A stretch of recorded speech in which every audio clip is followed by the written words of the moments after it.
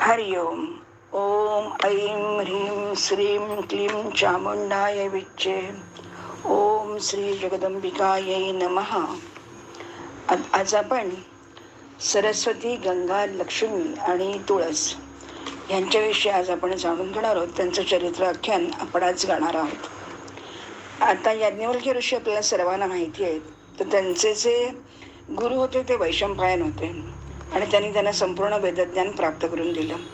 पण एकदा त्या गुरु शिष्यांमध्ये काहीतरी वादविवाद झाला आणि गुरुजींनी त्यांना शाप दिला की तू जो माझ्याकडून सर्व यजुर्वेद शिकलेला आहेस ते संपूर्ण यजुर्वेद तुम्हाला काढून टाक तुझ्या बुद्धीतून, म्हणजे मुखातून.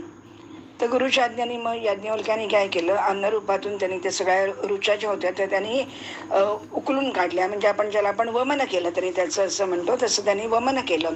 त्याच वेळा वैशंपायन ऋषींनी उरलेल्या सर्व शिष्यांना सांगितलं होतं की तुम्ही तित्तर पक्षी असतो ना, तर त्या पक्षाचा तुम्ही रूप घ्या आणि ते सगळा यजुर्वेद तो जो टाकेल तो तुम्ही स्वतः आत्मसात करा.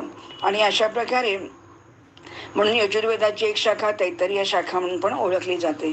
आता होतं काय, वेदज्ञान शून्य झालेला याज्ञवल्क्याला अतिशय वाईट वाटतं आणि काय करावं काय प्रश्न पडतो. म्हणून तो काय करतो, याज्ञवल्क्य ऋषी काय करतात की सूर्याची उपासना करण्यासाठी लोलार्क क्षेत्रामध्ये जातात आणि मग तिथे त्याला ते प्रसन्न करून घेतात सूर्याला. आणि ऋषी म्हणतात की मी संबंध असा मूर्ख, म्हणजे मला खूप ज्ञानाची आवड आहे, ओढ आहे, तर त्याच्यामुळे तू मला सर्व ज्ञान दे. आणि आपल्याला माहिती आहे भगवंताने सूर्याला विवस्वत मनूला पूर्वापासून ज्ञान दिले. म्हणजे सूर्य हा त्याचा पहिला, ज्याला आपण म्हणतो श्रोता, तसा तो आहे. तर मग सूर्याने त्याला सगळं शिकवलं. आणि तेव्हा त्यांनी त्याला ऋषींना सांगितलं की तू सगळ्यात पहिल्यांदा काय कर, तर सरस्वती देवीची तू पूजा कर आणि ती प्रसन्न झाल्यामुळे तुझं निस्तेज स्मृतिभ्रष्ट झालेलं विद्याविहीन असा तू झाला आहेस, तर त्या सर्वांवरती ती कृपा करते. कारण ती ब्रह्मरूपिणी ज्योतिरूपा आणि विद्यांची अधिष्ठात्री देवी आहे. तर अशा प्रकारे आपण त्या सरस्वतीचं नेहमी वर्णन केलं जातं. विसर्ग बिंदू मात्रासु यद्दिष्टानमैवच तदधिष्ठात्री या देवी तस्ये नित्ये नमो नमः. तर अशा प्रकारे ब्रह्मसिद्धांत रूपा या तस्ये देवे नमो नमः. स्मृतिशक्ती, ज्ञानशक्ती, बुद्धिशक्ती स्वरूपिणी. आता अशा प्रकारे त्यांनी त्याचं गायन केलेलं आहे. आणि मग सरस्वतीविषयी आता आपण पुढे बरेच जाणून घेऊया. एकदा काय होतं, सनतकुमार ऋषी ब्रह्माजीला ब्रह्मज्ञानाविषयी प्रश्न करतात. पण ब्रह्मसिद्धांताची व्याख्या ब्रह्माजींना नीट कळत नसल्यामुळे, सांगता येत नसल्यामुळे त्यांनी मौन धारण केलं. तेव्हा त्याचबरोबर साक्षात परमात्मा श्रीकृष्ण तिथे गेले. त्यांना समजावलं आणि त्याच वेळी त्यांनी सांगितलं की तू भगवती सरस्वतीची कृपा प्राप्त करून घे, तुला ज्ञानप्राप्त होईल. तसंच पृथ्वीने एकदा शेषनागाला ज्ञानासंबंधी प्रश्न विचारला. तिने ज्ञानाचं एक रहस्य विचारलं, पण शेषही मौन झाला, त्याला काही कळेना. तेव्हा ते शेषाने कश्यपांच्या आज्ञानुसार सरस्वतीचं स्तुती गायन केलं आणि त्याला ज्ञान प्राप्त झालं. आता व्यासाने वाल्मिकीकडून पुराणसूत्र विचारली, पण तेव्हा त्यांनाही काय जमलं नाही. म्हणून त्यांनी जगदंबा सरस्वतीचं स्मरण केलं, ज्यांनी वाल्मिकीनी एवढं मोठं सगळं लिखाण केलं, पण वाल्मिकीला काही काळ तिथे थांबावं लागलं. त्याचबरोबर व्यासाने, आपल्याला माहिती आहे, सरस्वती नदीच्या काठी पुष्कर क्षेत्रामध्ये अनेक वर्ष तपश्चर्या केली. तेव्हा म्हणजे व्यास महर्षी झाले आणि विशाल बुद्धी आपण त्याला म्हणतो ना, व्यासाना, ते त्याच्यासाठी.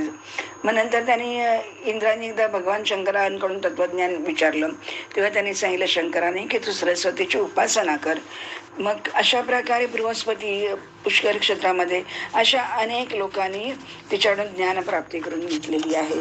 आता आपण अशा या सरस्वतीचं महिमा गायल्यानंतर आपण आता प्रत्यक्ष सरस्वती, लक्ष्मी आणि गंगा यांचं काय झालं ते पाहणार आहोत. तर आपल्याला माहिती आहे, भगवान विष्णूंच्या बरोबर वैकुंठामध्ये सरस्वतीचं एकदा भांडण झालं होतं. आणि म्हणून ती काय भांडण झालं होतं तर तेही आपण आता पाहूया. की सरस्वती नदीने अनेक वर्ष तिथे तप केल्यानंतर भगवंत प्रसन्न झाले आणि त्याने तिला साक्षात दर्शन दिलेलं होतं. आणि म्हणून ती सरस्वती तिथे म्हणजे त्यांच्याकडे गेलेली आहे. आणि म्हणून आणि सरस्वतीला आपण त्यांनी तिथे विष्णूचं स्वारूप्य वगैरे प्राप्त होईल असं त्यांनी सांगितलंय. आता काय होतं, मूळ गाभ्याला आपण हात घालूया. लक्ष्मी, सरस्वती आणि गंगा या विष्णूच्या भार्या आहेत. आणि गंगा एकदा काय होतं, अतिशय कामातूर होते आणि कृष्णाकडे आकर्षिली जाते. आणि कृष्ण तिच्याकडे मंद मंद मुस्कान म्हणजे हसतात, त्यांना मंद मंद स्मित करतात आणि तेही तिला अनुमोदन देतात. हे लक्ष्मी तिथे असते, तिथे बसलेली, पण लक्ष्मीला काही वाटत नाही, ती सहन करते. पण ही जी सरस्वती आहे ना, तर तिला खूप राग येतो, ती कोपाविष्ट होते आणि ती लाल लाल डोळे करते आणि ती खूप चिडते. आणि मग ती भगवान विष्णूंनाच म्हणते की जो मनुष्य आपल्या पत्नीलाच म्हणजे जर का मान देत नसेल तर तो दुष्ट बुद्धीचा पती काय कामाचा वगैरे असं. आणि मग मला माहिती आहे की तुझं गंगावरती आणि लक्ष्मीवरती जास्त प्रेम आहे की जेवढं माझ्यावरती नाही वगैरे असं. आणि ती अशी खूप म्हणजे दरपोक्ती वगैरे करते. आणि म्हणून मला असं वाटतं की म्हणे मी इथे जिवंत राहण्यापेक्षा मी मेलेलीच बरी वगैरे असं असं ती खूप खूप बडबड करते. तेव्हा भगवंत काय करतात, तिथून उठतात आणि निघून जातात. आणि मग त्यावेळेला लक्ष्मी तिथे बसलेली असते, लक्ष्मी तिला शांत करायचा प्रयत्न करते. तेव्हा ती लक्ष्मीवरती पण रागावते वगैरे असं. आणि सरस्वती काय करते, सरस्वती गंगेला शाप देते आणि तिला सांगते की तू ह्याच्यामध्ये जा, खाली पृथ्वी तलावरती जा.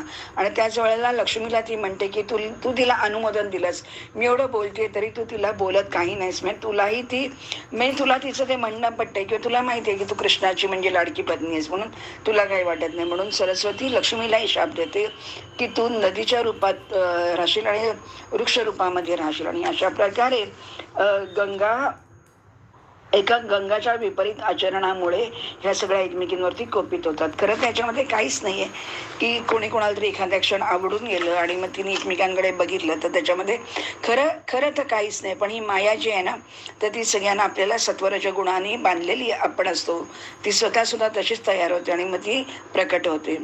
तर ते मग सरस्वती अधिष्ठात्री देवी आहे, लक्ष्मी आहे, गंगा, सरस्वती या सगळ्यांचं भांडण होतं. आणि मग नंतर ते पुढे त्या कलियुगामध्ये सर्व देवता होतात. पण मग काही काळाने म्हणजे त्या दोघींना खूप वाईट वाटतं आणि मग भगवंत जरा वेळाने सगळं शांत झाल्यानंतर नेहमीप्रमाणे तिथे येतात आणि भगवंत सांगतात त्यांना की ज्यार्थी सरस्वतीने तुला शाप दिला तर तुला जायला लागेल, गंगा तुलाही जावं लागेल आणि सरस्वतीला मी स्वतः शाप देतो आणि तिलाही जावं लागेल. आणि म्हणून मग भगवंत त्यांचं आता परत सोयी करायला पाहिजे, कारण हे सगळं करायचं म्हणजे त्याच्याबरोबर त्यांची पुढची तयारी पण करायला पाहिजे. म्हणून भगवंत म्हणतात की हे लक्ष्मी तू एक असं कर की तू एका अंशाने पृथ्वीवरती धर्मध्वज नावाचा एक राजा आहे, तर त्याच्याकडे तू अयोनिज रूपामध्ये प्रकट होशील त्याची कन्या म्हणून. आणि तिथेच तू दुर्भाग्याने तू वृक्ष पण बनशील. आणि ती नंतर तीच तू शंखचूड नावाचा एक आसूर आहे, तर त्याची तू भार्या होशील. मग त्याची तू पत्नी झाल्यानंतर काही काळ तुम्ही सगळेजण दोघं जण तिथे राहाल. आणि मग तुळशी, तिचं नाव तुळशी असेल म्हणजे. आणि मग ती तुळसच काही वर्षांनी म्हणजे सरस्वतीचा शाप झालेला आहे, तर त्याच्यामुळे ती लक्ष्मी तू पद्मावती रूपामध्ये नदीच्या रूपात प्रकट होशील आणि शिवाय तुळस होशील आणि तू ती कन्या होशील धर्मध्वजाची. अशा प्रकारे आता तिची तयारी झाली की आता पृथ्वीवर जाण्यासाठी आता हिचं काय करायचंय म्हणून. मग नंतर ते गंगेला म्हणतात की तू असं कर, भगीरथाच्या तपस्येने मी तर खूप प्रसन्न झालेलं आहे आणि म्हणून आता अत्यंत गरज आहे की तू खाली पृथ्वी तलावरती जा. कारण काय झालंय की त्यांना शाप मिळाला आहे, त्याचे सगराचे 60,000 पुत्र आहेत, तर त्यांना ते माझेच आहेत सगळे. तर तू एक काम कर की तू तिथे खाली जा आणि त्यांना सगळ्यांना पवित्र कर तुझ्या जलामध्ये. आणि ते पवित्र झाले की ती 60,000 सगळेच्या सगळे माझे पार्षद होऊन वैकुंठामध्ये येतील. आणि म्हणून ती भगीरथाची म्हणजे तू गंगा आहेस, तू भगीरथाच्या प्रयत्नाने येशील म्हणून तुझं एक नाव भागीरथी असं ठेवलं जाईल. पण तू एका अंशाने समुद्राची पत्नी पण होशील आणि माझ्या कला अंशाने तू शंतनूची पत्नी पण होशील. म्हणजे किती व्यवस्था प्रत्येक गोष्टीची केलेली आहे. आपल्याला शाप दिले असं वाटतं, पण ही कथानक इतकी खोल आहेत. आणि मग नंतर आता सरस्वतीला आपण शाप दिला म्हणून सरस्वतीला भगवंत शाप देतो की तू त्या सगळ्यांना शाप दिलायस म्हणून खरंच तुझीच चूक आहे, म्हणून मी तुला आता शाप देतो की तू ही ब्रह्माच्या म्हणजे तू ही सरस्वती नदीच होशील पृथ्वीमध्ये जाऊन, म्हणजे मर्त्य लोकांमध्ये जाशील आणि त्याचबरोबर तू ब्रह्मदेवाची पत्नी होशील. आणि असं म्हणून गंगाजी शिवाच्या स्थानावरती निघून जाईल, लक्ष्मी काय होईल एक अंशाने माझ्याकडे राहील आणि उरलेली खाली जाईल. अशा प्रकारे ते संबंध त्यांचं व्यवस्था लावतो. आता कोणी कोणाबरोबर राहायचं, कोणी कोणाबरोबर राहायचं असं सगळं ठरतं आणि त्याप्रमाणे ते जातात. आणि मग हे सगळं झाल्यानंतर लक्ष्मीला खूप वाईट वाटत असतं, कारण ती म्हणते की तू त्या दोघींना असा शाप देऊ नको. पण तुम्ही मला एक सांगा की आता मग त्या तिघी जण एकमेकांना म्हणजे आपण म्हणतो ना, एकमेकांच्या गळ्यात पडतात आणि रडायला लागतात, कारण आता तिघींनाही खाली पाठवलेलं आहे. आणि तिघी म्हणजे खरं म्हणजे कामासाठीच पाठवलेलं असतं. आणि मग कार्य करायचं म्हणजे रजोगुण पाहिजे, सत्वगुण पाहिजे, तमगुण पाहिजे, प्रकृती ही पाहिजेच कायम. आणि म्हणून मग तेव्हा असं विचारते, म्हणजे प्रत्यक्ष देवी लक्ष्मी, की तुम्ही आम्हाला सगळ्यांना शाप वगैरे दिला आहे, सगळं बरोबर आहे. पण आम्ही म्हणजे मला तर तुम्हाला सोडून एक क्षणही मला शक्य नाही राहणार. तर आम्ही कधी येऊ तुमच्याकडे आणि आम्ही या पापातून कधी मुक्त होऊ आणि आम्ही परत तुम्ही आमचा कधी स्वीकार कराल. तर अशा प्रकारे जेव्हा प्रश्न विचारतो तेव्हा तो भगवंत सांगतात की तू असं कर, तू धर्मध्वजाची साध्वी पुत्री होऊन तुळशी रूप तू धारण करशील. आणि त्याच वेळेला काय होईल की तू अधिष्ठातृ देवी असेल आणि तेव्हा तू वृक्ष रूपामध्ये म्हणजे तुळशीच्या रूपामध्ये तू प्रकट होशील. पण तू काही काळजी करू नको, कारण तिथे तेव्हा मी असेल आणि मी तिथे गंडकी नदीचा म्हणजे शाळीग्राम होऊन राहील आणि तू तुळशी रूपामध्ये राहशील. आणि तुझे जे सगळे केस आहेत ते वृक्षांची फांद्या वेली होतील म्हणजे. आणि अशा प्रकारे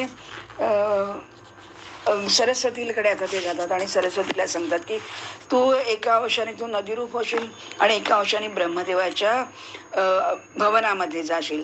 आणि गंगा तिन्ही लोकांना पवित्र करणारी, पण त्याच वेळेला स्वतः पूर्ण अंशाने मात्र माझ्याच बरोबर राहील.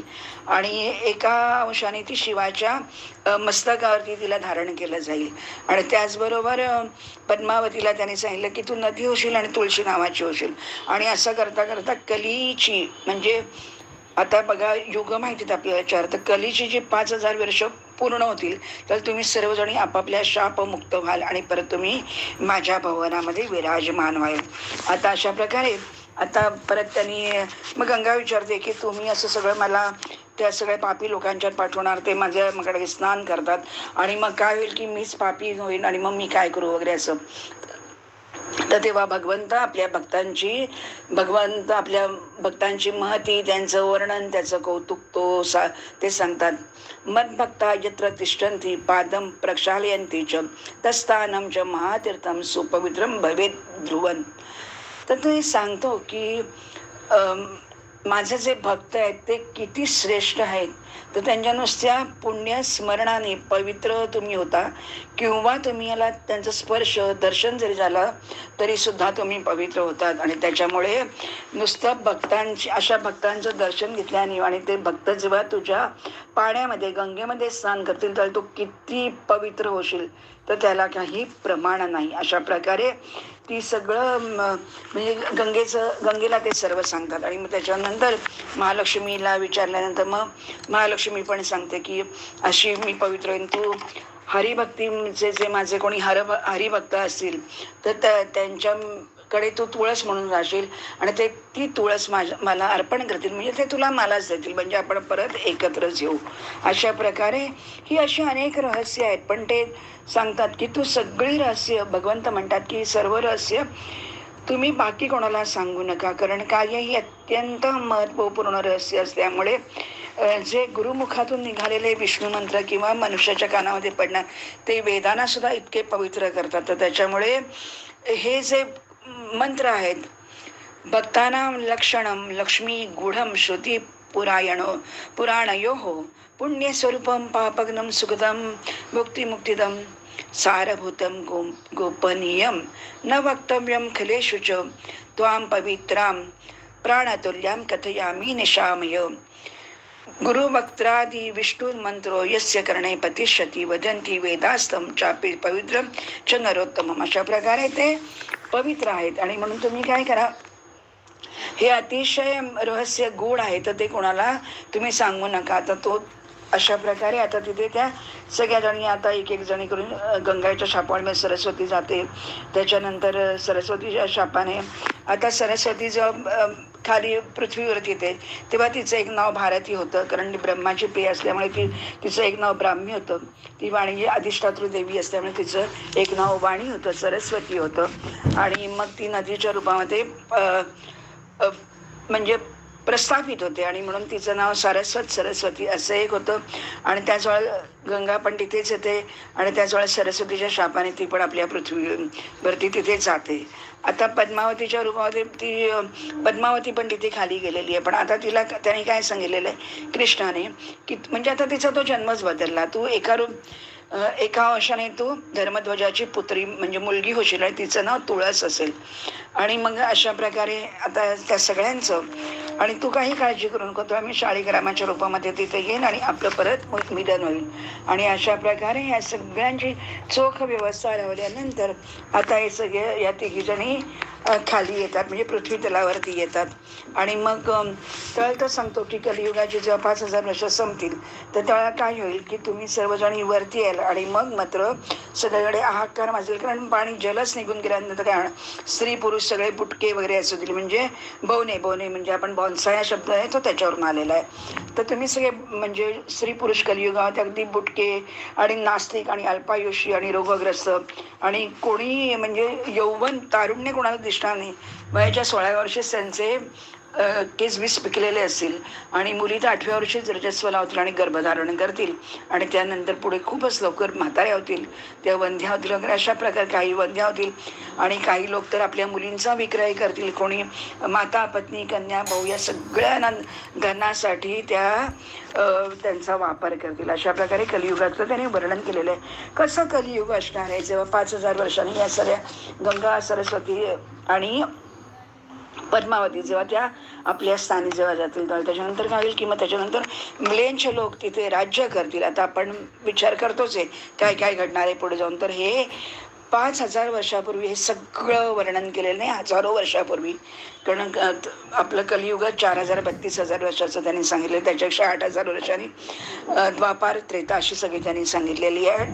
तर मग त्या काय होईल मग पुढे जाऊन सगळीजण म्लेंछमय म्हणजे सगळीकडे मुसलमान होतील. आणि माणसं तर एक एवढी असेल की काही जण तर वृक्ष काय एवढे हातभर वृक्ष असतील आणि माणसं तर काय तर अंगठ्याच्या म्हणजे मापाची ती माणसं होतील तयार वगैरे असं.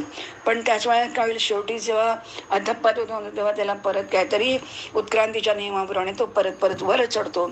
तर त्याच्यामुळे त्या काही काळाने विष्णुयश नावाचा एक ब्राह्मण त्याच्याकडे पुत्ररूपाने कल्की अवतरित होईल आणि तो श्रीनारायणाच्या कलेपासून उत्पन्न झालेला बलशाली श्रेष्ठ भगवान कल्की एका विशाल अश्वावरती आरूढ होईल आणि आपल्या मोठ्या विशाल तलवारीने 3 रात्रीमध्ये संपूर्ण पृथ्वीमध्ये जेवढे म्हणून म्लेंछ आहेत त्या सगळ्यांना मारून टाकेल आणि पृथ्वी संपूर्ण म्लेंछ विहीन होईल.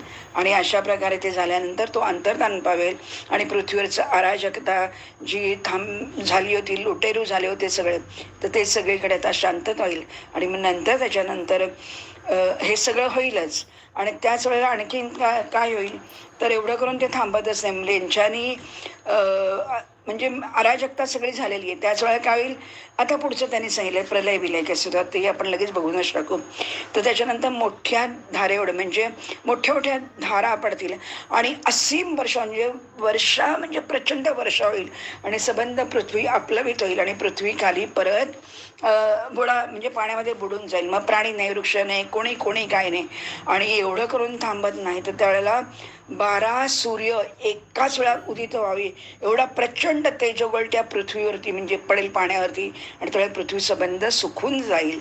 आणि मग कलियुग समाप्त झाल्यानंतर हळूहळू सत्ययुगाची पाठ होईल आणि मग परत तप सत्व युक्त त्याच्यानंतर ब्राह्मण क्षत्रिय वैश्य शूद्र, कारण आपापल्या स्त्रिया वगैरे सगळ्या पातिव्रत्य आपापल्या म्हणजे ज्याला आपण म्हणतो की नाही आपापल्या धर्मकार्य आपापली करायला लागतील. आणि आपल्याला माहिती आहे सत्ययुगामध्ये कुठेही अधर्म नव्हता आणि मग एक युगामध्ये 3 पाय झाले, द्वापारात 2 झाले आणि कलियुगामध्ये आता एकच आहे. आणि अशा प्रकारे ते सगळे त्यांनी वर्णन आपण एकदा केलंय, त्याच्यामुळे आता त्याच्यात जाऊया नको.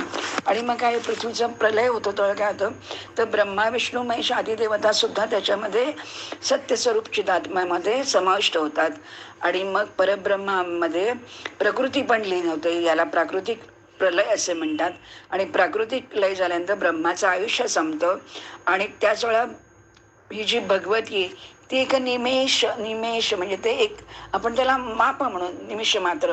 तर तेवढं जे आहे तर तेवढ्या वेळामध्ये ती जेवढी जी काय ब्रह्मांड आहेत ती सगळी एका भगवतीच्या निमिष मात्रामध्ये सगळी ब्रह्मांड लोप पावतील, पाण्यामध्ये जातील. अशा प्रकारे सगळ्या ब्रह्मांडांचा ऱ्हास होईल आणि सर्व ब्रह्मांडाचा ईश्वर एकच आहे, तो म्हणजे समस्त प्राण्यांचा परमात्म स्वरूप सच्चिदानंद रूप धारण करणारा. त्याजवळ ब्रह्मा अधिदेवता महाविराट शूद्र विराट हे जे सगळे परमेश्वराचे अंश आहेत हे, आणि त्याचबरोबर परमात्मा पराप्रकृती आहे. तोच पराप्रकृती म्हणजे अर्धनारी नटेश्वर आणि पराप्रकृती म्हणजे श्रीकृष्ण रूप पण आहे. तर अशा प्रकारचे श्रीकृष्ण 2 भुजांचे आणि 4 भुजांचे होऊन 2 रूपामध्ये विभक्त होतील आणि चतुर्भुज रूपामध्ये हरिरूपात वैकुंठात जातील आणि द्विभुज रूपामध्ये श्रीकृष्ण गोलोकामध्ये जातील. तर अशा प्रकारे हा सगळा प्रलय वगैरे त्यांनी सगळं सांगितलेलं आहे. आणि मग ती भगवती कशी आहे, आता भगवतीचं वर्णन केलंय. महाविभूतियुक्त सर्वज्ञ सर्वदर्शन सर्वव्यापी सर्वपाता प्रदाता सर्वसंपदा विष्णू सर्वेश्वर श्रीमान मद यद्भक्त्या यस्य सेवया महामायाच्या प्रकृती सर्वशक्ती महेश्वरी सैव प्रोक्ता भगवती सच्चिदानंद रूपिणी यज्ञानान्यस्य तपसा यद्भक्त्या यस्य सेवया सावित्री देवमाता च वेदाधिष्ठातृ देवता पूज्या द्विजाना वेदज्ञा यज्ञज्ञानद्यस्य सेवया सर्व विद्याधिदेवी सा पूजाश्च विदुषां परा यत् सेवाया यत् तपसा सर्व विश्वेषु पूजिता. आणि अशा प्रकारे मग त्या सगळ्या भगवतीपासून पण अनेक रूपं घेऊन परत त्या एक जण परत त्या आपापली कार्य करायला लागतील. आता परत काय होतं, प्राचीन काळी एकदा श्रीकृष्ण आणि राधा, तर राधाला अनेक म्हणजे जवळ तिला श्रीकृष्ण हवा असतो म्हणून ती सप्तशृंग पर्वतावरती 1000 दिव्य वर्ष तप करते आणि ती त्या श्रीकृष्णाला म्हणजे प्रसन्न करून देते. श्रीकृष्ण तिच्या समोर येतो आणि तिला सांगतो तुला काय, आणि तिला तर बघून श्रीकृष्ण अतिशय तिच्याच प्रेमात पडतो आणि तो तिला सांगतो की तू माझ्या वक्षस्थळावर कायम विराजमान हो. आणि अशा प्रकारे ते कायम राधा म्हणजे श्रीलक्ष्मी वक्षस्थळावर त्याच्या विराजमान होते. आणि मग तू माझी पत्नी राहू नकोस, तर तू माझी सर्वश्रेष्ठामधली जरी भार्य असलीस तरी सुद्धा मी तुला श्रेष्ठ प्रियसी नेहमी भार्येपेक्षा सुद्धा श्रेष्ठ असं म्हटलेलं आहे. मग ती त्याचा दुसरा आत्माच आहे. कारण सरस्वती एकदा म्हणाली त्याला की मी तुझी पत्नी होईल, तेव्हा तो सांगतो की राधा हा माझा प्राण आहे, जर का राधा माझ्यावर रुसली रागावली तर मी माझं प्राणहीन होईन, मी चैतन्यहीन होईन, मी चैतन्य हरवून बसेन. तर अशा प्रकारे त्या राधेचं सगळं वर्णन केलेलं आहे. आणि मग आता इथे कसं होतं की त्याच वेळेला आता ही पृथ्वीची सगळी आता खाली गेलेली आहे. तर मग परत आता तो विषय आला की महाविराट पुरुष होतात, आपण वाचलो होतो त्यावेळेला.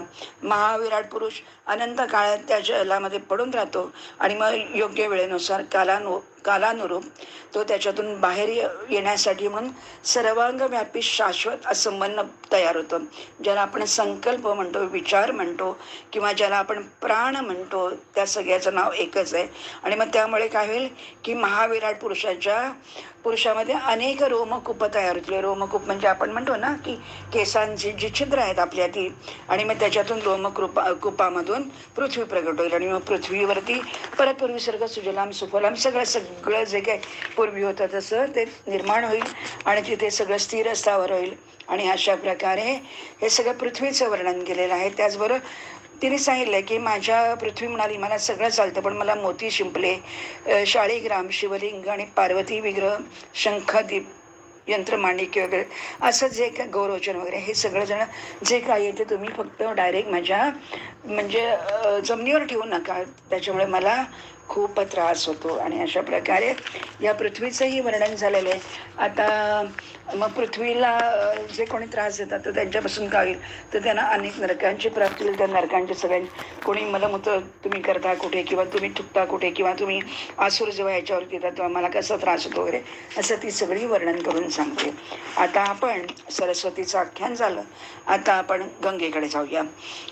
आता गंगेकडे असं होतं की एकदा काय होतं की भगवान शंकराची दुसरी ही जी आपण सूर्यवंश, असमंजस, त्याच्यानंतर अंशुमन आणि त्याचा पुत्र भगीरथ, आणि त्याच्या प्रयत्नाने भागीरथी म्हणजे गंगा खाली आली वगैरे असं आपण ते मगाशी सांगितलेलं आहे.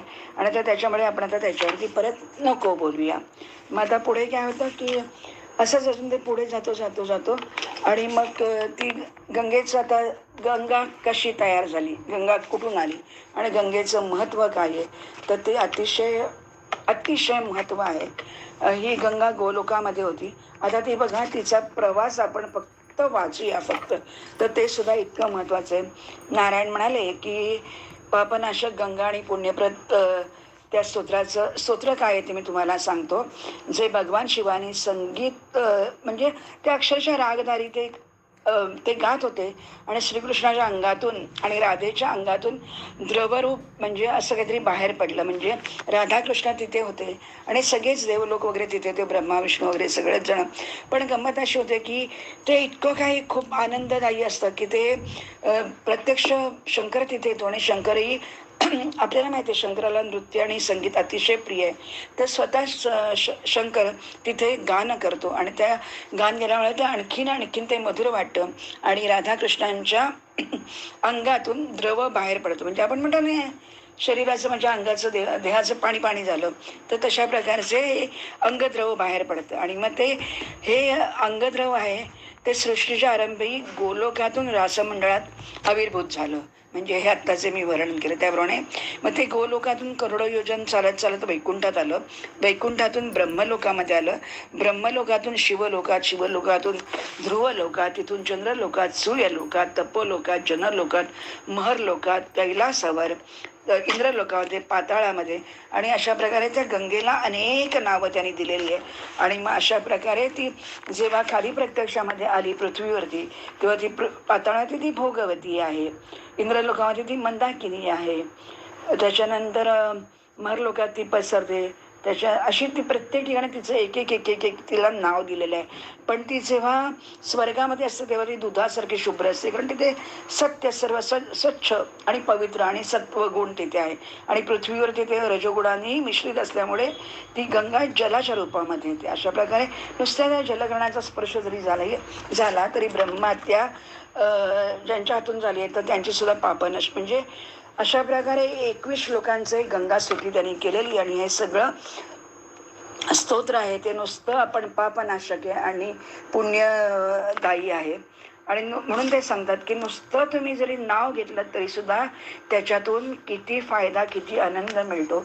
आणि अशा प्रकारे आता काय होतं इथे बघा, ते राधाकृष्णांच्या ह्याच्यातून जेव्हा ते द्रव बाहेर पडतं तेव्हा त्याच्यातून एक अतिशय सुंदर अशी मग ते जल जल जल जल होतं. आणि ते सगळीकडे जल झाल्यानंतर काय होतं, ही राधाकृष्णाची रासमंडळामध्ये क्रीडा करत असतात, ते सगळेजण पाहत असतात. पण ती बघता बघता त्या जलामध्ये म्हणजे राधाकृष्ण दिसेनासे होतात, ते त्याच्यातून अंतर्धान पावतात. आणि जेव्हा सर्व ऋषीगण वगैरे सगळे देवता बघतात, अरे बापरे राधाकृष्ण नाही, त्यांना खूप वाईट वाटतं वगैरे, आणि ती कुठे गेली कुठे गेली म्हणून असं सगळेजण खूप तिची म्हणजे त्यांना विरह सहन होत नाही. आणि म्हणून ब्रह्माजीच्या लक्षात येईल. आणि मग ब्रह्मदेव काय करतो, ब्रह्मदेव स्वतः ध्यान लावून बघतात आणि तेव्हा त्यांच्या लक्षात येतं की काय होतं की राधाकृष्ण पाण्यामध्येच विलीन झालेली आहेत. आणि म्हणून ब्रह्माजीशी मग शंकर सुद्धा एक सुरेख मगाशी म्हटलं तसं गान करतो. आणि त्याच्यामुळे ते सगळं चेतनारहित म्हणजे आपण ज्याला म्हणतो ना, सगळं काही एकदम स्तब्ध स्तब्ध होतं. आणि हे दोघे जण त्याच्यातून हळूच म्हणजे त्या जलामध्ये वाहून म्हणजे जलमय होतात. आणि मग आता सगळेजण त्याची आता जलच नाही म्हटल्यावर काय प्रश्नच येतो ना, मग तेव्हा ते सगळेजण त्याची करुणा भागतात. तेव्हा मग आकाशवाणी होते आणि मग ते श्रीकृष्ण म्हणतो की मी सर्वात्मा श्रीकृष्ण आणि शक्ती स्वरूपा माझी राधा माझ्याबरोबर तुमच्यावरती सगळ्यांवरती कृपा करण्यासाठीच आम्ही हा म्हणजे जलमय विग्रह धारण केलेला. आणि आता आमचा जो देहरूप तुम्हाला दिसतोय तर तो काही दिसणार नाही. पण हे सगळेजण म्हणतात की नाही आम्हाला त्याचीच सवय आहे, तर त्यामुळे तुम्ही परत त्या रूपामध्ये या. तर तेव्हा कृष्ण काय सांगतो ते ऐका. तेव्हा कृष्ण सांगतो की शिवाला माझी एक आज्ञा आहे की शिवानी जर का एक अपूर्व मंत्र, स्तोत्र, ध्यान आणि पूजनाच्या द्वारे वेदांग स्वरूप अत्यंत मनोहर अशी विशिष्ट शास्त्राची रचना केली तर ते मंत्र, कवच आणि स्तोत्र संपन्न शिवरचित शास्त्र प्रयत्नपूर्वक गुप्त ठेवलं गेलं पाहिजे. आणि त्याच्यासाठी ते याला त्याला द्यायचं नाही आहे, तर ज्याची जेवढी खरोखर भक्ती, लायकी आणि ताकद असेल, शक्ती म्हणजे साधन असेल त्यालाच ते द्या. कारण काय होईल, हे जर का मंत्र आहे, हे जे कवच आहे ते दिलं की सगळेजण गोलोकामध्ये जातील तर ब्रह्मांड रिकामा पडेल, मग ब्रह्मलोकात गेले तर पृथ्वी रिकामी राहील, म्हणजे सगळीकडे बॅलन्स हा सांभाळलाच गेला पाहिजे. अशा प्रकारे मग ती गंगा खाली येते आणि मग आता राधाकृष्ण पण परत आविर्भूत होतात.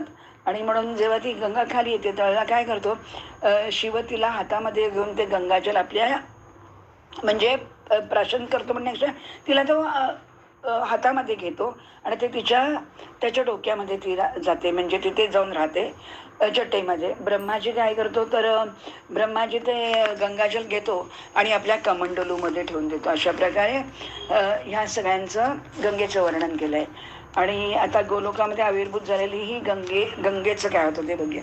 5,000 वर्षापूर्वीची गोष्ट आहे. तर एकदा गंमत अशी होते की ही गंगा ती गोलोकामध्ये आहे आणि राधा आणि सर्वजण तिच्या सख्या तिथे कुठे कुठे आहेत. आणि एकदा पटकन त्या गंगेचं आणि कृष्णाचं एकमेकांच्यात खूप आनंद होतो त्यांना आणि एकमेकांना ते बघावंसं वगैरे वाटतात. आणि मग त्याच्यामुळे ती बघते आणि मग ते ओढ्यामध्ये राधा येते आणि राधा खूप म्हणजे कोपविष्ट झालेली असते आणि मग ती खूप चिडते वगैरे आणि त्याला विचारते कृष्णाला, ही कोण आहे एवढी सुंदरी छोटीशी म्हणजे षोडशी, आणि तू मला सोडून म्हणजे तू तिच्यात रममाण झालेल्यास आहे कोण, आणि म्हणून मी तिला आत्ताच्या आत्ता शाप देते की ही पृथ्वी तलावर जाईल वगैरे म्हणून. आणि मग काय होतं की तिला खूप आता भीती वाटते, कारण आता राधा काहीही आता शाप देणार आहे. आणि म्हणून श्रीकृष्ण तिची स्तुती करतो राधेची वगैरे.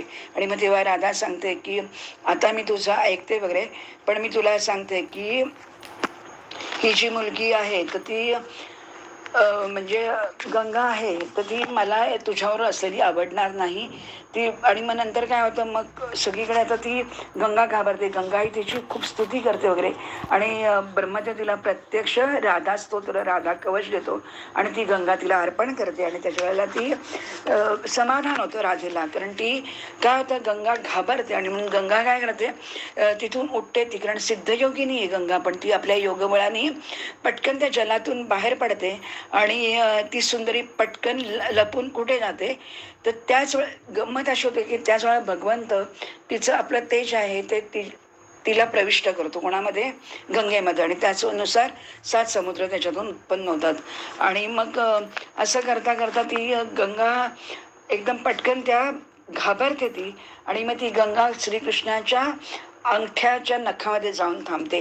राधा सगळीकडे तिला शोधते, कुठे कुठे कुठे, पण ती कुठेही कोणाला सापडत नाही. आणि म्हणून मग ते मग आता जलच नाही म्हटल्यानंतर खूप पंचायत आहे. आणि म्हणून सगळं पृथ्वी म्हणजे सगळे तिन्ही लोक वगैरे सगळे आता पाण्याविना अतिशय तडफडायला लागतात. आणि म्हणून सगळेजण राधेची क्षमा मागतात, तिची स्तुती करतात. आणि मग ती सांगते की मग कृष्ण सांगतो की ती माझ्याकडेच आहे आणि जर का तिने हो म्हटलं तरच मी तिला काढेन. कारण काय झालं होतं की राधा एवढी रागावली होती आणि हे पाणी जे होतं म्हणजे गंगा जी होती ती त्या अंजलीमध्ये घेऊन ती पिऊन टाकणार होती, म्हणजे गंगेला संपवणार होती. आणि म्हणून गंगेने काय केलं, माझ्या अंगठ्याच्या नखामध्ये तिने प्रवेश केलेला आहे. आणि म्हणून तिला जर का आता तुम्हाला हवी असेल तर मी ती गंगा बाहेर काढतो. आणि अशा प्रकारे भगवंताच्या उजव्या अंगठ्याच्या नखातून ही गंगा परत प्रविष्ट होते आणि अशा प्रकारे ती खाली येते वगैरे, असं आपण सगळं वर्णन केलेलं आहे त्याचं की काय काय काय काय घडतं. आणि मग राधा आणि असं एवढं करून राधा थांबत नाहीत. आणि राधा सांगते की तू असं किती वेळा मी तुला किती म्हणजे माझ्या ज्या सख्या आहेत, गोपिका आहेत, तर त्या सगळ्यांबरोबर तुला मी किती वेळा म्हणजे बघितलेलं आहे की तू काहीतरी तुझी चेष्टा वगैरे चाललेली आहे. शोभा नावाची एक माझी दासी होती, तर तू तिच्यावर असंच छेडछाड करत होता. मग मी तिला शाप दिल्यावर ती चंद्रमंडळामध्ये गेली, पण तोच तेजोमय सगळीकडे शरीर आता निर्माण झालेलं आहे.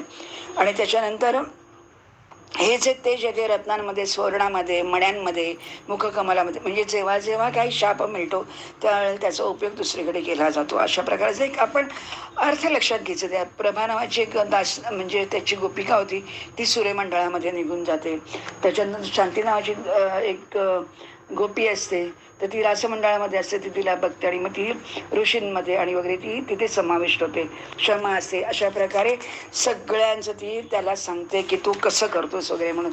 म्हणून राधानी गोलोक, वैकुंठ आणि ब्रह्मलोक इथे सगळीकडे काय काय झालं ते ती राधा त्याला एकदा सांगते. आणि अशा प्रकारे मग आता ती गंगा परत प्रविष्ट झाल्यानंतर मग आता तो ब्रह्मदेव तिला सांगतो की तू असं असं का म्हणते की ती ती पण त्याची पत्नीच होणार आहे. कारण कसं, एक तर ती तुमच्या ध्रुवातून निर्माण झालेली आहे आणि त्याचबरोबर ती आता त्याची पत्नीच होणार आहे. कारण आणि तू तिची तर माता आहेस, म्हणून ती राधा ही गंगेची माता होते आणि मात्र कृष्णाची ती पत्नी होते. आणि अशा प्रकारे ती त्याची पत्नी वगैरे होते. आणि मग त्या सर्वजणी आता आपण लक्ष्मीबद्दल बोलूया. आता लक्ष्मीचं आपल्याला माहिती आहे की वृषध्वजाबरोबर चं वर्णन आता आपल्याला करायचं आहे. तर तिने सांगितले की महालक्ष्मी आहे तीच वृषध्वजाची आणि जी म्हणजे मुलगी होणार आहे. तर मग एकदा काय होतं, इथे एक राजा असतो, म्हणजे तो दानव असतो ॲक्च्युली. तर तो काय करतो, वृषध्वज असतो, त्याला फक्त शिवाचं म्हणजे शिव शिव शिवच, त्याला विष्णू वगैरे कोणी त्याला आवडत नसतात. इतकंच नाही तर नारायण, लक्ष्मी, सरस्वती कुठच्याही देवीमध्ये त्याला बिलकुल आवडत नाही आणि तो कुणाची पूजा वगैरे करू देत नाही. तर त्यामुळे तो एक भाद्रपद महिन्यातल्या महालक्ष्मीचं पूजन असतं, त्याच्यामध्ये तो विघ्न आणतो. त्याच्यानंतर पंचमीला सरस्वतीचं असतं, त्याच्यामध्ये विघ्न आणतो. तर असं सगळं झाल्यानंतर म्हणजे तो वृषध्वजावरती सूर्यदेव अतिशय चिडतो आणि मग तो सांगतो तू आता स्त्रीविहीन होशील, म्हणजे तुला लक्ष्मीच मिळणार नाही. आणि असं झाल्यामुळे असं म्हणून सूर्य त्याच्या अंगावरती त्रिशूळ घेऊन, मग हे बघितल्यावरती शिवाचा तो भक्त आहे म्हणून शिव पण धावतो. आणि म्हणून मग काय होतं, हे सगळेजण ब्रह्मांडामध्ये जातात आणि मग तिथून ते ह्याच्याकडे येतात, नेहमीप्रमाणे विष्णूकडे येतात. आणि मग तुम्हाला सांगतात की तू एक काम कर की हे सगळे शाप उशाप वगैरे सगळे सोडून दे. कारण सूर्याने जो ऋषध्वज आहे तर त्याला जो तू शाप दिलायस तरी सुद्धा ते आता सगळेजण, त्याचाही मुलगा गेलाय, त्याचाही मुलगा गेलाय, त्याचाही मुलगा गेलेला आहे. आणि आता त्याच्यामुळे आता त्यांच्या ज्या 2 पत्न्या आहेत त्या मात्र लक्ष्मीचं पूजन करतात. आणि त्याच्यामुळे धर्मध्वजाला आणि कुशध्वजाला प्रत्येकीला एक एक मुलगी होईल आणि त्याच्याच अंशातून म्हणजे लक्ष्मीच्या अंशातून कन्येचा जन्म होईल आणि तिचंच नाव वेदवती आहे. आता आपण तिची कथा ऐकूया.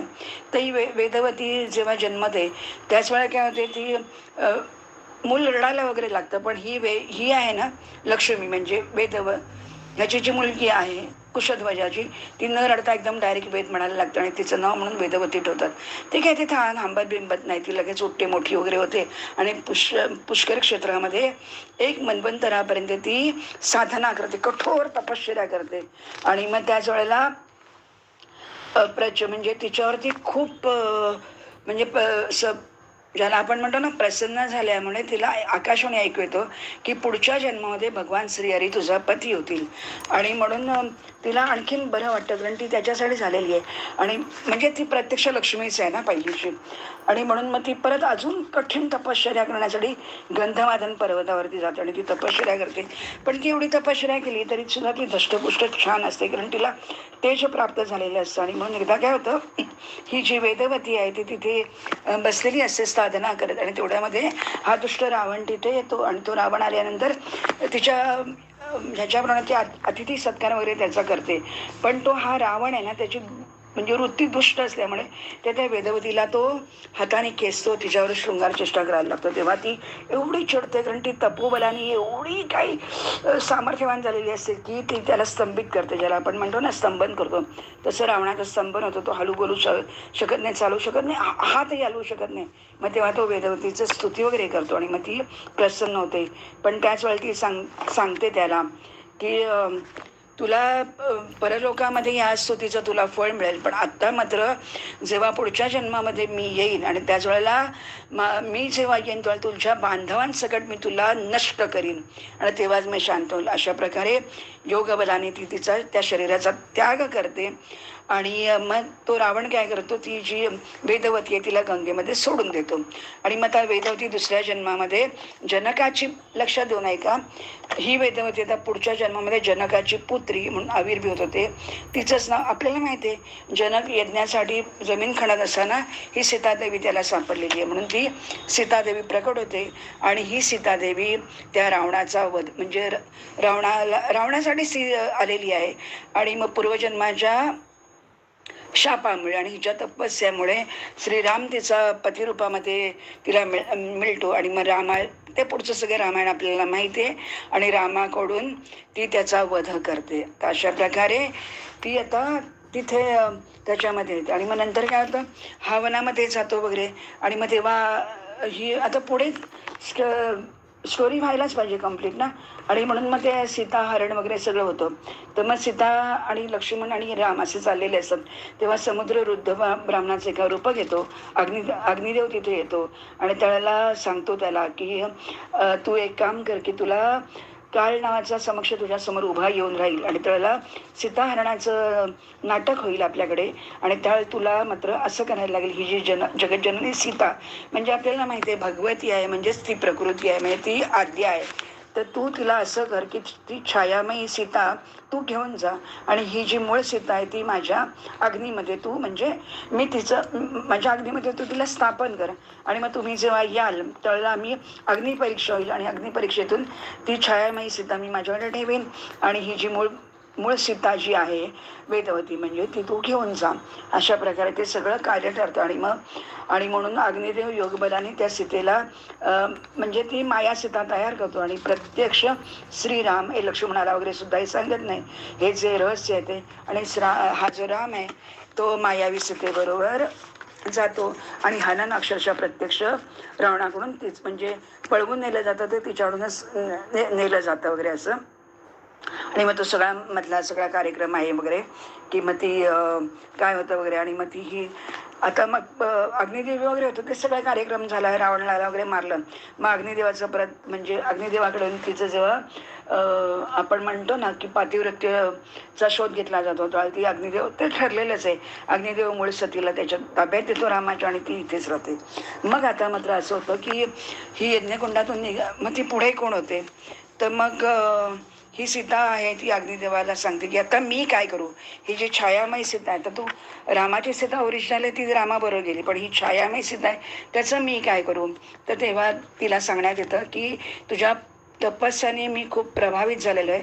तर हा जो आहे द्रुपद राजा आहे तर तो यज्ञ करेल, तेव्हा त्या यज्ञकुंडातून तू द्रौपदी म्हणून प्रकट होशील आणि तूच त्या 5 पांडवांची प्रिया द्रौपदी म्हणून 5 पांडवांची पत्नी होशील. अशा प्रकारे सत्ययुगामध्ये कुशध्वजाची हीच कन्या वेदवती त्रेतायुगामध्ये जनकाची पुत्री झाली, पुढच्या याच्यामध्ये रामाची पत्नी झाली. आणि छाया सीता जी होती ती द्वापारमध्ये द्रुपदाची पुत्री द्रौपदी झाली. आणि अशामुळे ह्या तिन्ही युगामध्ये ती विद्यमान असल्यामुळे तिला त्रिहायणी असं एक नाव तिचं दिलेलं आहे. आणि अशा प्रकारे आता ती 5 पांडवांची वगैरे पत्नी होते वगैरे हे सगळं झालं. आता त्याच्यानंतर आपण सीता कुठे जाते, तर सीता प्रत्यक्ष रामावर जाते. आणि तिथून ती सगळेजण परत ते 11,000 वर्ष ते लोक राज्य करतात, एकत्र नांदतात आणि मग त्यांचं ते सगळं कार्य पूर्ण होतं. आता ही जी दुसऱ्या भावाची मुलगी आहे धर्मध्वजाची मुलगी आहे, तर तिचं नाव आहे, तर त्याला ती लक्ष्मीच्याच या दोन्ही मुली आहेत ना, तर तिला माधवीला कार्तिक पौर्णिमेच्या दिवशी शुक्रवारी लक्ष्मीच्या अंशातून एक अतिशय अतुलनीय अशी मुलगी जन्माला आहे. तर ती इतकी सुंदर असते की स्त्री पुरुषांमध्ये तिची गणनाच होऊ शकत नाही, तिची कोणावर तुलनाच होऊ शकत नाही. म्हणून तिचं एक नाव तुलसी आहे. ती प्रकृती देवीची स्त्री आहे. आणि मग ती काय होते, ती तुळशी पण बद्रीवनामध्ये जाते आणि तपश्चर्या करते वगैरे. आणि ती ब्रह्मदेवाकडून पूजित होते वगैरे.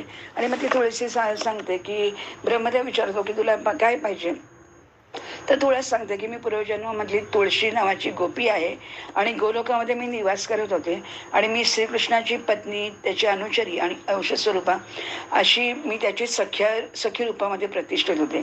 पण एकदा काय होतं, श्रीकृष्णाबरोबर मी विहार करत असताना अतृप्त कामवासनेने मी त्याच्याजवळ जाते. पण तेवढ्यात राधा तिथे येते आणि ती मला पाहते आणि मग ती मला शाप देते की तू मनुष्य योनीमध्ये जाशील म्हणून.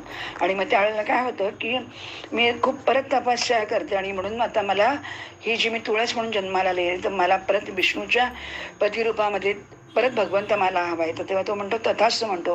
तर तेव्हा तो म्हणतो की तू त्याची प्रिय होशील. तेव्हा ती त्याला सांगते की मला ठीक आहे, आता तू दिलाच आहेस तो वर, त्याप्रमाणे मी करीन, पण मला प्रत्यक्ष श्रीकृष्ण हवा आहे, विष्णू नको आहे. तर तेव्हा ब्रह्मदेव तिला सांगतो की एक लक्षात ठेव की हे सगळं विधिलिखित आहे, नियोजित आहे, त्याच्यामध्ये आपण कोणी ढोळाढोळ करू शकत नाही. तर जसे तू शापाने खाली आली आहेस तसंच तुमच्याच गोलोकामध्ये सुदाम नावाचा एक गोप होता आणि तो सुद्धा 8 गोपांमधला सर्वश्रेष्ठ म्हणजे गोप होता. श्रीकृष्णाचे जे 8 गोप होते त्याच्यातला सुदामा हा एक श्रेष्ठ गोप होता. आणि एकदा काय होतं, ती सुदामाचं तुझ्यावरती प्रेम असतं आणि तो तुझ्याकडे एकटक लागून बघत असतो. आणि ही आहे तुळस आहे म्हणजे, तर ती मात्र म्हणजे आधीच्या जन्मातली म्हणजे ती तुळस मात्र तू म्हणजे कृष्णाकडे बघत असते आणि सगळं तिथून राधा बघते आणि त्यावेळी ती खूप चिडते आणि ती तिला शाप देते आणि ती तिला खाली पाठवते म्हणून ती तुळस होते इथे. आणि त्याच वेळेला हा धनु राधाच्या शापाने धनु वंशामध्ये म्हणजे तो दैत्य दानव होतो आणि तो शंखचूड होतो. आता शंखचूड झाल्यानंतर आता त्याच्या मनामध्ये भावना आहे की मला ही तुळस म्हणजे ती त्याची जी वरची गोपी होती ती त्याला हवी आहे. म्हणजे ती गोपी त्याला खूप, तुळशीच तिचं नाव आहे तिचं आधीचं पण, तर ती तुळस त्याला हवी असते शंखचूडाला, म्हणून त्याचीही ती इच्छा पूर्ण होते खाली मर्त्य लोकामध्ये आल्यामुळे. आणि त्याच वेळेला पण त्याला मात्र संपूर्ण शंखचूडाला पूर्ण लक्षात आहे की माझा पूर्वजन्म काय आणि या तुळशीचा पूर्वजन्म काय आहे, तिला सुदामाची पत्नी व्हायचं वगैरे सगळं ब्रह्मदेव त्यांना सांगतो. आणि मग त्याप्रमाणे तुळशी आणि शंखचूडाचं वगैरे लग्न होतं. पण शंखचूड हा दैत्य असल्यामुळे नेहमीप्रमाणे तो ह्या सगळ्या तिन्ही लोकांना खूप त्रास देतो. मग शंखचूडाचं युद्ध होतं सगळ्यांबरोबर. आणि तुळशी आता यौवना झालेली असते तर त्याला तिला स्वप्नामध्ये एकदा हा शंखचूड दिसतो, तो ती तिच्या प्रेमात पडते. दोघं एकमेकांच्या प्रेमात पडतात, गांधर्व विवाह करतात आणि इतकी हजारो वर्ष ते सुख उपभोगतात वगैरे. आणि मग नंतर एकदा काय होतं की शंखचूडाला आज्ञा होते की तू बद्रीवनामध्ये जा आणि त्याप्रमाणे त्यांचा सगळा आनंद उपभोगून वगैरे होते. आणि मग ती सांगते की मी कोण आहे वगैरे असं सगळं. आणि मग आता एकदम डायरेक्ट आपण इथेच येऊया की लक्ष्मी, सरस्वती, दुर्गा, सावित्री, राधिका, अधिका, सृष्टीसूत्र स्वरूपाच्या आद्या सृष्टी निर्मिता. तर विधात्याने हे सगळं निर्माण केलेलं आहे, त्याच्यातून या सगळ्या देवता निर्माण होतात. आणि अशा प्रकारे हे त्याचंही एक वर्णन तिथे केलेलं आहे. आणि मग नंतर शंखचूडाबरोबर शंकराचं युद्ध होतं, विष्णूचं युद्ध होतं, सगळ्यांची धडाधडी जोरदार युद्ध होतात. आणि मग तेव्हा श्रीहरी सांगतो त्यांना की हा जो आहे शंखचूड आहे तर तो माझा निस्सीम भक्त आहे आणि त्यांनी माझं तो सुदाम गोप आहे पार्षदातला 8 गोपांमधला, तर त्यांनी इतकं काही माझी साधना केलेली आहे की तो माझ्याशिवाय राहू शकणार नाही. आणि म्हणून काय होतं की तुम्हाला जर का त्याला मारायचं असेल तर त्यांनी जे माझं नावाचं कवच धारण केलेलं आहे ते कवच जर का आपण त्याचं काढून टाकलं आणि त्याचबरोबर त्याची जी पत्नी तुलसी आहे तर तिचा जर का आपण विनयभंग केला तरच हा शंखचूड मरू शकेल. आणि शंखचूड मरण्याची काही उद्देश काय आहे, त्याला फक्त शाप मिळाला आणि म्हणून त्याला वर नंतर जायचंच आहे. त्याचबरोबर या तुळशीलाही वर जायचं आहे. म्हणून काय होतं, इकडे खूप मोठं युद्ध धमासन होतं, युद्धाचं खूप वर्णन वगैरे त्यांनी केलेलं आहे. त्याच्यामध्ये कोण काय करतं, कोण काय, इव्हन शंकर सुद्धा प्रत्यक्ष कधी ऋषभावर बसतो आराम करतो, मग परत युद्ध सुरू होतं, मग कधी शंखचूड पण आपल्या रथावर बसतो आराम करतो, मग कार्तिकेय येतो, त्याच्यानंतर दुर्गा येते, सगळ्या देवता वगैरे येतात. पण कोणाचं ब्रह्मास्त्र सगळे म्हणजे युद्धासाठी जेवढं लागतं ते सगळं आदान प्रदान एकमेकांच्यात होतं. आणि मग